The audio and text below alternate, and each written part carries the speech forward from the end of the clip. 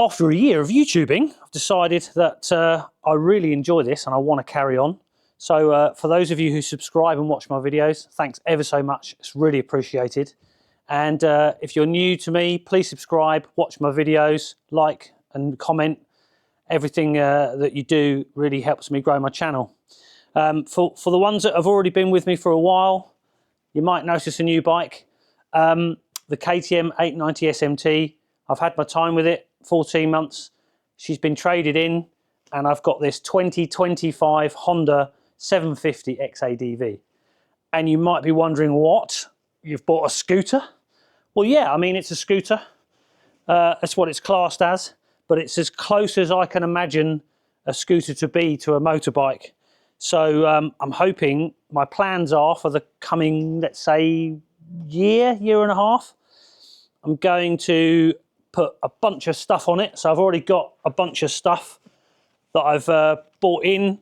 I'm going to do some videos on opening them up and installing them on the bike so people can sort of see what's involved. And the ultimate goal is to get the bike as off-road prepared as I possibly can, and then hopefully take it off-road. And parts of that journey will be to learn how to ride off-road, because I never have, not really. I've done a lot of mountain biking. Not sure if it's going to be enough experience to go to motorbike off-roading. So some crash protection, some get rid of these flimsy plasticky bits off the bars, some metal ones, probably some of those folding up wing mirrors so they don't get smashed off when you crash, and yeah, tyres. Perhaps down the line, maybe we'll even look at modifying the suspension, because it's pretty basic what's on here. It is mildly adjustable, but I suspect there will be companies that make more adjustable, more off-road focused suspension for this. I do know that a guy a bunch of years back sort of won a rally stage on one of these, so they can be capable. I'm wondering whether the wheel sizes are going to be an issue because of tyre choices. At the moment, the Pirelli Scorpions are going to be my only choice for these particular wheel sizes. So it might be that in the future, perhaps I'll change the rims. There is plenty of space in the back for a larger wheel. And then what will the outcome of that be? Will I have to have modifications for the speed sensor, stuff like that?